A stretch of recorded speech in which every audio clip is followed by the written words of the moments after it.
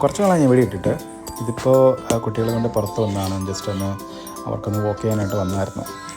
അവരിപ്പോൾ 1.5 വയസ്സാവുന്ന ഏകദേശം ആവുന്നുണ്ടായിരുന്നു. അത് നടക്കാനല്ല, ഇപ്പോൾ ഓടാൻ തുടങ്ങിയിട്ടുണ്ട്. അപ്പോൾ അതൊന്ന് എക്സ്പ്ലോർ ചെയ്യാനായിട്ട്. എപ്പോഴും നമ്മൾ വീട്ടിലിരുത്തി കഴിഞ്ഞാൽ ശരിയാവില്ലല്ലോ. അങ്ങനെ പുറത്ത് കൊണ്ട് വന്നതാണ്. അപ്പോൾ അവർ നമ്മുടെ അപ്പാർട്ട്മെൻറ്റിൻ്റെ ചുറ്റും ഇതുപോലെ ഗാർഡൻ ഉണ്ട്. അപ്പം അവർക്ക് നടക്കാനൊക്കെ നല്ല രസമാണ്. അവർ എൻജോയ് ചെയ്യുന്നുണ്ട്, അത് ശരിക്കും എൻജോയ് ചെയ്യുന്നുണ്ട്. It was very much enjoying for them actually. മാത്രമല്ല അവരുടെ ആ ഒരു ഫുഡ് സ്റ്റെപ്പ് എല്ലാം നന്നായിട്ടുണ്ട്. മുന്നേ നടക്കാൻ ഇച്ചിരി ബുദ്ധിമുട്ടായിരുന്നെങ്കിലും ഇപ്പോൾ അത് കറക്റ്റായിട്ട് അവരത് മാനേജ് ചെയ്യുന്നുണ്ട്. അതൊത്തിരി സന്തോഷമാണ് കാണുമ്പോഴത്തേക്കും.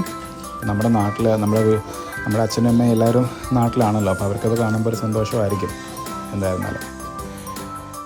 അപ്പോൾ ഇവിടത്തേക്ക് വരുന്നതിന് മുമ്പ് ചെറിയൊരു പരാതി ഉണ്ടായിരുന്നല്ലോ. കാര്യം എൻ്റെ അടുത്ത് ഇവരെല്ലാവരും അഡ്ജസ്റ്റ് ആകുമെന്ന് എല്ലാവർക്കും പേടിയായിരുന്നു. ഞാൻ എന്തോ ചെയ്യും, രണ്ട് ട്വിൻസ് ആണല്ലോ ഓൾമോസ്റ്റ്. അപ്പോൾ ബുദ്ധിമുട്ടായിരിക്കും എല്ലാവരും പറയുന്നുണ്ടായിരുന്നു. വൈഫിൻ്റെ വീട്ടിൽ നിന്നും എൻ്റെ വീട്ടിൽ നിന്ന് എല്ലാവരും പറയുന്നുണ്ടായിരുന്നു എന്നെക്കൊണ്ട് പറ്റുമോ ഇല്ലയോ എന്നുള്ളത്. പക്ഷേ ഹെൻസ് പ്രൂവ്ഡ്, എനിക്ക് പറ്റും തന്നെ ഞാൻ പ്രൂവ് ചെയ്തു. കാര്യം it's dedicate for all the fathers for the twins. അതത്ര എളുപ്പമല്ല, ഇറ്റ്സ് വെരി ഹാർഡ്. പക്ഷേ നമ്മുടെ കുഞ്ഞുങ്ങളാണല്ലോ, അപ്പം നമ്മളത് മാക്സിമം ചെയ്തു കഴിഞ്ഞാൽ കുഴപ്പമൊന്നുമില്ല. അവർ നമ്മുടെ കൂടെ നിന്നോളും. പാടാണ്, ഒബിയസ്ലി പാടാണ്. എന്നിരുന്നാലും കുഴപ്പമില്ല, നമുക്കത് അഡ്ജസ്റ്റ് ചെയ്ത് പോകാമെന്നുള്ളേ ഉള്ളൂ. അപ്പോൾ ഇതിൽ തന്നെ കണ്ടില്ല അവരെന്ത് ഹാപ്പി ആയിട്ടാണ് എൻ്റെ കൂടെ നിൽക്കുന്നത്. വൈഫ് ഡ്യൂട്ടിക്ക് പോയിരിക്കുകയാണ്. അപ്പോൾ ഞാൻ ചൈൽഡ് കെയറിൽ നിൽക്കുകയാണ്. അപ്പോൾ അവർ മാക്സിമം എൻജോയ് ചെയ്യുന്നുണ്ട്.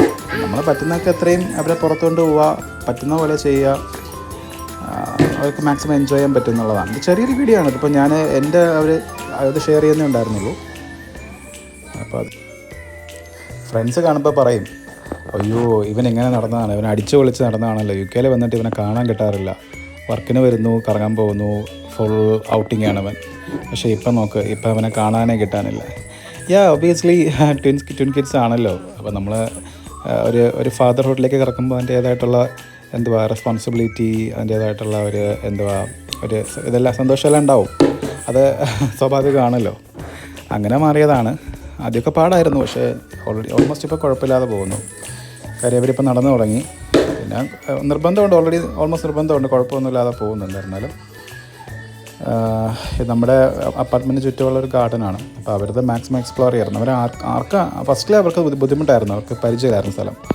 പക്ഷേ പിന്നീട് ഞാൻ എല്ലാ ദിവസവും ഇറങ്ങിയതിന് ശേഷം, ഞാനും വൈഫും കൊണ്ട് ഇറങ്ങിയതിന് ശേഷം അവർ മാക്സിമം നടന്ന് എൻജോയ് ചെയ്യാണ് ചെയ്യുന്നത്. അപ്പോൾ ഞാൻ ഡെയിലി കൊണ്ടുപോകാറുണ്ട്.